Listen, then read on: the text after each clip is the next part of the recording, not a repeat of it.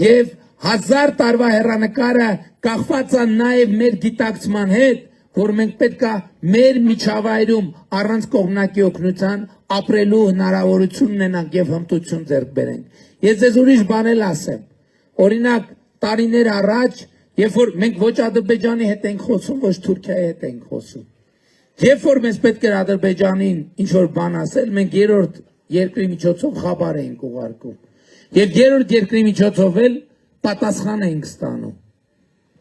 Եվ որոշ ժամանակ անց զգում ենք, որ ինչ-որ մի բան այն չի։ Հետո հասկացանք,